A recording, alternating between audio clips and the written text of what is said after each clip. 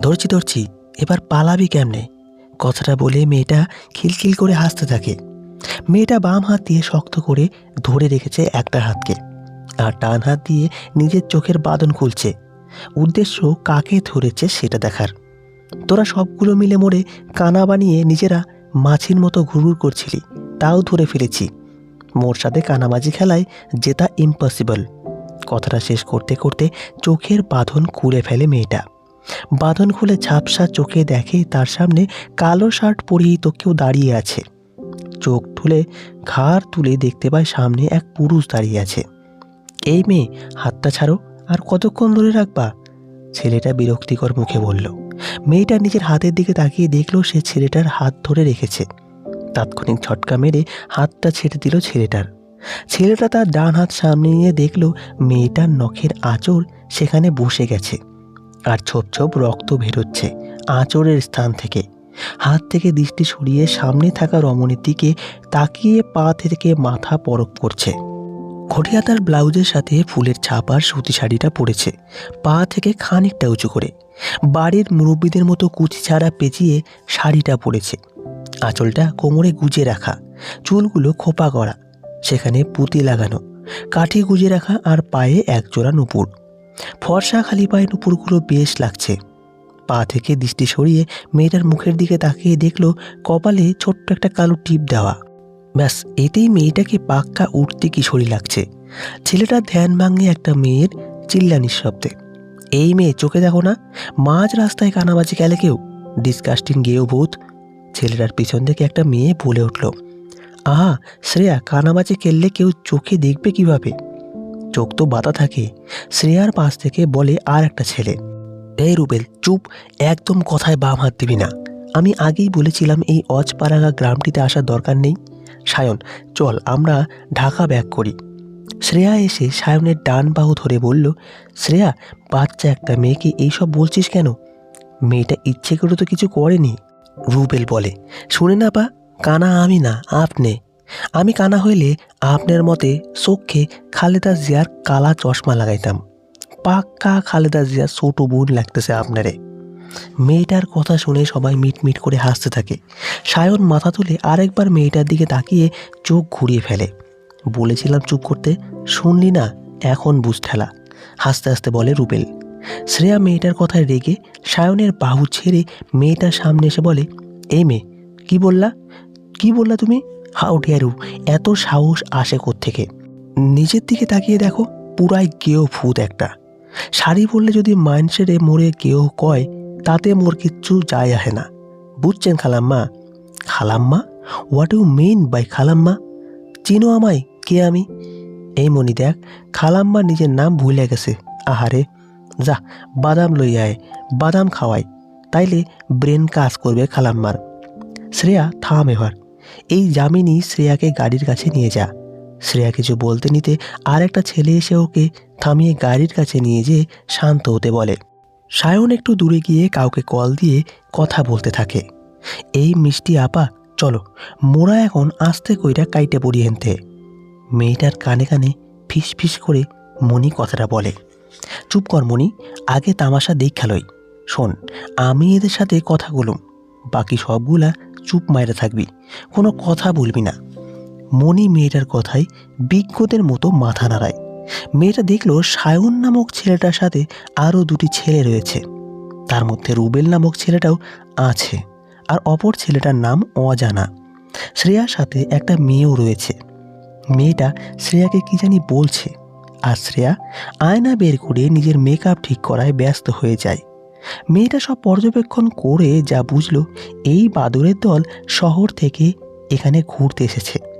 কোনো কারণে গাড়ি থেকে নেমে ওদের কানামাছি খেলার মধ্যে ঢুকে সায়ন নামক ছেলেটা তখনই সে ভুল করে সায়নের হাত ধরে ফেলেছিল বোধহয়। নাম না জানা ছেলেটা এগিয়ে এসে মুখে ছোট্ট একটা হাসি রেখে বলল, মিস, আপনি কি আমাদের চেয়ারম্যান বাড়িটা কোন দিকে বলতে পারবেন? আসলে আমরা প্রথমবার এখানে এসেছি, তাই কিছু চিনি না। মেয়েটা কিছু একটা ভেবে বলল, আচ্ছা।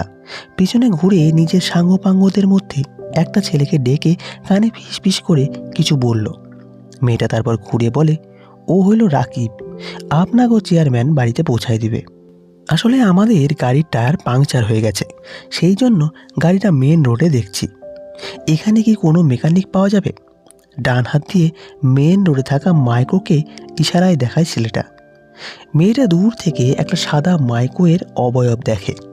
হাটখোলায় গেলে পাইবেন, তাও সেইটা দূর এখান থেকে। হাটখোলা কি? বাজার। কথাটা বলে মেয়েটা পেছনে ঘুরে হাঁটা দেয়। আমি আরাপ ইসলাম। আপনার নামটা? নাম দিয়া কাম কি, নাম লাগে না। মেয়েটা হাঁটতে হাঁটতে উত্তর দেয়, আর তার পেছন পেছন 4টা মেয়ে আর 2টো ছেলেও যেতে থাকে। আরাপ মাথা চুলকে বিড়বিড় করে বলে, নামটাই তো দরকার মিস মায়াবী। মামা বলল যে কাউকে জিজ্ঞেস করলে বাড়ি চিনিয়ে দেবে। সায়ন আরাফের পাশে এসে বলে, কাউকে জিজ্ঞেস করতে হবে না, এই পিচ্চি ছেলেটার নাম রাকিব, ও আমাদের নিয়ে যাবে। আরাফ রাকিবের হাত ধরে বলে, শাড়ি পরে হয়তো মেয়েটার যাওয়ার পানে সায়ন একবার তাকিয়ে রাকিবের দিকে তাকায়। গাড়ির টায়ার মনে হয় আমাদেরই পাল্টাতে হবে। মেকানিক পাবো বলে মনে হয় না। গাড়িটা থাক, একটা ব্যবস্থা করা যাবে। বাকিদের ডাক দিই, হেঁটেই যেতে হবে বাকি পথ। সায়ন বলে, ওকে চল তাহলে যাওয়া যাক, বাকিদের ডেকে আনছি আমি। কথাটা বললে আরাফ রাকিবের হাত ধরে গাড়ির দিকে হাঁটা দেয়। চেয়ারম্যান বাড়িতে এসে সবার অবস্থা খুব খারাপ হয়ে যায়। অর্ধেক রাস্তা হেঁটে আসার পর রাকিব জানায় বাকি রাস্তাটা কাঁচা, তাই তাদের খুব সাবধানে যেতে হবে। 10 মিনিট হাঁটার পর ওরা দেখতে পায় বিশাল এক সাঁকো, যেটা পার হতে গিয়ে শ্রেয়া এবং জামিনীর অবস্থা খারাপ হয়ে যায়। হাই হিল পরে শ্রেয়া সাঁকো পার হতে গিয়ে নর্দমায় পড়ে যায়। ফলাফল, পচা পানি দিয়ে আদা গোসল হয়ে যায়। রুবেল হাসতে হাসতে শ্রেয়াকে নর্দমা থেকে উঠায়। সায়ন গম্ভীর মুখে শ্রেয়াকে 2-4টা ঝাড়ি মারে। চেয়ারম্যান বাড়িতে যখন সকালে প্রবেশ করে, বাড়ির সকল মুরব্বীদের দৃষ্টি শ্রেয়ার দিকে যায়। শ্রেয়াকে দেখে সবাই নাকে হাত দেয়। মহিউদ্দিন একটা মেয়েকে ডাক দিয়ে বলে শ্রেয়াকে গোসলখানায় নিয়ে যেতে। মেয়েটা নাকি ওন্না চেপে শ্রেয়াকে গোসলখানার দিকে নিয়ে যায়। শ্রেয়া জামিনীকেও ডেকে নিয়ে যায় সাথে। সায়ন মহিউদ্দিনকে দেখে জড়িয়ে ধরে। কত বছর পর দেখতেছি ভাগ্নাকে। মামা বাড়িকে তো ভুলেই গেছো। মামাদের থেকে কি চাচারা বেশি আদর করে নাকি যে মামাদের খোঁজ খবর নাও না? সায়ন এসে বলে, কই না তো, বলিনি, এই যে আসলাম তোমাদের দেখতে। আসসালামু আলাইকুম মামা, আমি সায়নের বন্ধু আরাব, আর আমি রুবেল। ওয়ালাইকুম আসসালাম। সায়নের বন্ধু মানে তোমরা আমার ভাগনা। চলো ভেতরে বাকি কথা হবে। এই পিচ্চি ছেলেটাকে? ওর নাম রাকিব, ও আমাদের নিয়ে এসেছে রাস্তা চিনিয়ে।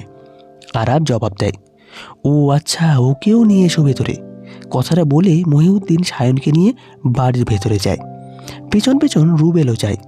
রাকিব যেতে নিলে আরাব ওকে টেনে ধরে। তোমার ওই আপুটার নাম কি? আরাবের প্রশ্ন। কন যাইবো না, নিষেধ আছে। মাথা চুলকে জবাব দেয় রাকিব। বললে তুমি যা চাও তাই দেব। লাগতো না আমার কিছু। আচ্ছা 500 টাকা দেবো, এবার বলো। ছি ছি, আপনি আমাকে লোভ দেখান, লোভ করা মহাপাপ, আপা বলছে। কথাটা বলে রাকিব আরাপের হাত ছেড়ে বাড়ির ভিতরে চলে যায়। আরাপ হতাশ দৃষ্টিতে চেয়ে রইল। এর মধ্যে শ্রেয়ার চিৎকার কানে আসলে দৌড়ে সেদিকে গিয়ে দেখে শ্রেয়া কাদায় বসে কাঁদছে। কি করে হলো? আরাপ জামিনীকে জিজ্ঞেস করে। চাপ কল আর টিনের বেড়া দেওয়া গোসল করে শ্রেয়া গোসল করতে চাইছিল না। ও চাচ্ছিল ভালো বাথরুম। সেই জন্য রেগে সেখান থেকে বের হতে নিলে পা পিছলে কাদায় পড়ে যায়। শোন শ্রেয়া, এটা গ্রাম, আর এখানে শহরের মতো সব পাবি না, তাই সিন ক্রিয়েট করিস না। বেড়াতে আসছি, আমরা একটু ভদ্রভাবে কদিন থাকি। শ্রেয়া কিছু বলতে নিলেই আরাব স্থান ত্যাগ করে। আরাব বাড়ির ভিতরে এসে দেখলো লোকে গিজ গিজ করছে। চেয়ারম্যানের ভাগনা আসছে, সেটা দেখতে এখনই আসে পাশের মহিলারা ভিড় করেছে। সায়নের নানা সামনের রুমে একটা চৌকিতে শোয়া অবস্থায় খোশ গল্পে মেতে উঠেছেন, তার সামনে থাকা চেয়ারে বসা 2টো লোকের সাথে। সায়নের থেকে যতটুকু শুনেছে, সায়নের মামারা 2 ভাই, আর সায়নের মা তাদের একমাত্র বোন। 2 ভাইয়ের মধ্যে যত ঝামেলাই থাকুক, সায়নের মাকে তারা খুব ভালোবাসে। সায়নের নানা অসুস্থ হওয়ার পর বড় মামা নির্বাচন ছাড়া চেয়ারম্যানের আসনে বসেন। এইটুকুই সায়নের কাছ থেকে শুনেছে আরাব। সায়নের নানার বাড়িটা আগের দিনে জমিদারদের মতো বিশাল। প্রথমে বাড়িতে ঢুকতে বসার রুম রয়েছে। বসার রুম পেরিয়ে গেলে উঠানের মতো ছোট জায়গা রয়েছে। সেখানে 2 তলায় ওঠার সিঁড়ি রয়েছে। সিঁড়ির ডান পাশে 2টো ঘর রয়েছে, আর বাম পাশ থেকে মহিলাদের কথার শব্দ আসতে থাকে। আরাব বুঝে সেখানে বোধহয় রান্নাঘর। সিঁড়ির সামনে দাঁড়িয়ে আরাপ বুঝতে পারছে না সায়নেরা কোথায় আছে। যে মেয়েটি শ্রেয়াকে কলপারে নিয়ে গিয়েছিল সেই মেয়েটাকে দেখে আরাপ ডাক দেয়। মেয়েটা আরাফের দিকে তাড়াতাড়ি মাথায় কাপড় দেয়। সায়নেরা কোথায় বলতে পারবেন? মেয়েটা হাত দিয়ে ডান পাশের একটা রুম দেখিয়ে দৌড়ে চলে যায়। আরাপ প্রথমে একটু অবাক হলেও বিষয়টা স্বাভাবিকভাবে নেয়। তারপর মেয়েটা আর বলা রুমের দিকে এগিয়ে যায়। রুমে গিয়ে দেখে সায়ান ফোন নিয়ে ব্যস্ত, আর রুবেল ছেলেটার সাথে কিছু নিয়ে কথা বলছে। কিরে, ফ্রেশ না হয়ে রুমে এসে শুয়ে পড়লি? মামি বলল, এখানে কলবার একটা, তাই শ্রেয়ার গোসল শেষ হওয়া পর্যন্ত আমাদের অপেক্ষা করতে হবে। আরাফের প্রশ্নের উত্তর দেয় রুবেল, ভাইজান আমি চলে যাই এখন। কথার মধ্যে রাকিব বলে, এই না খেয়ে দিয়ে যাবি? কত রান্না করেছি মেহমানদের জন্য, তুইও তো মেহমানি। সায়নের মামি কক্ষে ঢুকে জবাবটি দেয়, আসসালামু আলাইকুম মামি, আমি আরাফ। ওয়ালাইকুম সালাম। তোমায় দেখেছি কিন্তু কাজের ব্যস্ততায় আলাপ করে হয়ে ওঠেনি। শুনো, তোমরা গিয়ে কলপার থেকে হাত মুখ ধুয়ে আসো, আমি খাবার দিচ্ছি। এই রাকিব, তুইও যা। কথাটা বলে মামি কক্ষ ত্যাগ করে। সায়ন ফোন রেখে জানায় যে সে ঘুমাবে, তাকে যেন কেউ বিরক্ত না করে। আরাপ আর রুবেল হতাশ হয়ে রাকিবকে নিয়ে চলে যায়। সায়নকে এখন কিছু বলে লাভ নেই, ও যেটা বলে সেটাই করে। আপা আপনের মতো হতে চায় বড় হয়ে। আপনাকে আমার কি যে ভালো লাগে, মেয়েটা হেসে বলে, আমার মতো হতে হবে না, তুই আমার থেকেও অনেক মেধাবী, বড় হ, অনেক কিছু করবি তুই। কারেন্ট নেই তাই কুপি জ্বালিয়ে মনি কুর্তিটা ঠিক করে চুলগুলো বিনুনি করে বিছানায় বসে। মেয়েটা টেবিল থেকে চশমাটা নিয়ে চোখে দিয়ে মনির দিকে তাকিয়ে মুচকি হাসি দেয়। এর মধ্যে একদল পিচ্চি প্রবেশ করে ঘরে। রায়দা আপা, আয়সা বসছি আমরা। বস সবগুলো, কোন চ্যাপ্টার বুঝতে চাচ্ছিস জলদি বের কর। এই মনি, রাকিব কোথায়? চেয়ারম্যান বাড়ি থেকে আসেনি এখনো? না তো, সেই যে গেল, খবরই নাই কোনো। রায়দা ভাবনায় পড়ে যায়। এর মধ্যে রায়দার নানি আসে গরম চা নিয়ে। রায়দা, নে চাটা খা। আমি পাশের বাড়ি গেলাম গল্প করতে। মনিদের পড়া হলে আমাকে ডাক দিস। এই ভরা সন্ধ্যায় তোমার যেতেই হবে। আরে মালেকার মাইয়া বিয়া ঠিক হয়েছে, একটু পাত্রের খবরটা শুনে আসি। মারিয়া কোথায়? সেই যে বিকেলে গেল, এরপর কোনো খবরই পেলাম না। পাশের বাড়িতেই আছে, ওরে নিয়ে আসুন, চিন্তা করো না। কথাটা বলে রায়দার নানু মাথায় কাপড় দিয়ে বের হয়ে যায়। রায়দা পোলাপালগুলোকে পড়াতে থাকে। ঘণ্টাখানেক পর রাকিব দৌড়ে বাড়ির ভেতরে প্রবেশ করে আর হাঁপাতে থাকে। রাকিবকে এভাবে দেখে রায়দা জিজ্ঞেস করে, কি রে, কি হয়েছে, হাঁপাচ্ছিস কেন? ওরা আসতেছে আপা। কারা? রাকিবের জবাবের পূর্বেই এক পুরুষ ঘরে প্রবেশ করে। রায়দা অপ্রস্তুত হয়ে পুরুষটার দিকে তাকায়। কুপির আবছা আলোতে দেখে ঘোলা চোখের এক ফর্সা পুরুষ তার সামনে দাঁড়িয়ে আছে। গায়ে তার কালো রঙের টি শার্ট, পরনে কালো জিন্স। রায়দার মনে হলো ছেলেটা তার থেকেও ফর্সা। কালো রঙের পুরুষটাকে আরো বেশি সুদর্শন লাগছে। রায়দা বিড়বিড় করে বলল, ছেলে মানুষ এত সুদর্শন হওয়া বড় অন্যায়। তুমি এখানে? কে তুমি, আর এই বাড়িতে কি করছো? রায়দার ধ্যান ভাঙে ঘোলা চোখের পুরুষের কথায়। মনি রায়দার কানে ফিসফিস করে কিছু বলে, এতে রায়দার গলা শুকিয়ে আসে। এবার ফেঁসে না গেলেই হয়। বিড়বিড় করে বলে রায়দা, এই মেয়ে জবাব দিচ্ছ না কেন? বিড়বিড় করে কি বলছো? বিরক্ত হয়ে সায়ন প্রশ্ন করে, আমাকে কিছু বলছেন? রায়দা নিজের দিকে ইশারা করে বলে, স্টুপিড মেয়ে, এখানে তুমি ছাড়া আর কে আছে? কেন, মনি আছে, রাকিব আছে, আরও বাচ্চারা আছে, ওদের তো বলতেই পারেন। তোমার কি মাথায় সমস্যা নাকি? আমার কেন মাথায় সমস্যা হবে? সমস্যা আপনার। যাকে চেনেন না জানেন না তুমি তুমি বলছেন, আবার তারই বাসায় এসে তাকে অপমান করছেন। ওয়েট, এটা মাস্টার বাড়ি না? হ্যাঁ তো, মাস্টার নানা তোমার কি হয় সেটা আপনাকে বলবো কেন? আপনি এক্ষুনি বের হন এখান থেকে। কথাটা বলে বিছানা থেকে উঠে সায়নের সামনে দাঁড়ায় রায়দা। সায়ন ভালো করে খেয়াল করে দেখে, বিকালে যেই মেয়েটাকে দেখেছিল সেই মেয়ে আর এই মেয়েটা চেহারায় মিল আছে, কিন্তু সাজসজ্জা আর কথা বলার ধরন সম্পূর্ণ আলাদা। সামনে দাঁড়ানো মেয়েটা একটা আকাশি রঙের কুর্তি পরে আছে, সাথে ধুতি সালোয়ার। চুলগুলো বেনি করা, বেনিটা বেশি বড় না। সায়ন আন্দাজ করলো মেয়েটার চুল পিঠ পর্যন্ত, কিন্তু বিকালে খোপা দেখে মনে হয়েছিল চুল আরও বড় হবে। কপালে কিছু কাটা চুল ঘামে লেপ্টে আছে, চোখে কালো রঙের চিকন প্রেমের চশমা। আর একটা আশ্চর্যের বিষয় খেলা করলো সায়ন। মেয়েটা এখন একদম সত্য ভাষায় কথা বলছে। এই যে মিস্টার, কানে শোনেন না? বের হন এখান থেকে। তুমি শুদ্ধ ভাষায় কথা বলছো কি করে? আর তোমার সাজ এখন এত ভিন্ন কেন? রায়দা বুড়ো কুচকে জবাব দেয়, ফর ইউর কাইন্ড ইনফরমেশন, আমি এভাবেই কথা বলি জন্ম থেকে, আর এভাবেই সাজগোজ করি।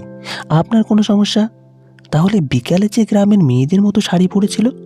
কই না তো, আমি শাড়ি পরি না। তাহলে বিকালে রাস্তার এই মেয়েটার সাথে যাকে দেখলাম সে কে? আমি কিভাবে বলবো কাকে দেখেছেন? আপনার বোধহয় সত্যিই মাথায় সমস্যা আছে। তোমার কি কোনো বোন আছে? হ্যাঁ আছে। কেন?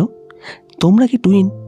চেহারায় অনেক মিল আছে, কাছ থেকে না দেখলে কেউ বুঝবে না। আপনি কে বলুন তো? একটার পর একটা প্রশ্ন করে আমার মাথা খেয়ে যাচ্ছেন। বিরক্তিকর। শেষের কথাটা বলে সায়নের দিক থেকে মুখ ফিরিয়ে কুপির দিকে তাকায় রায়দা। তোমার বোন কোথায়? ওরে দেখছি না তো এখানে। ওকে ডাকো, কথা আছে। কি কথা আমায় বলেন, আমি বলে দেব। না, তোমার বোনকে ডাকো, যা বলার ওরেই বলবো। দুই হাত ভাঁজ করে বুকে রেখে বলে সায়ন। এবার রায়দা বিরক্ত হয়ে ভাবতে থাকে কিছু।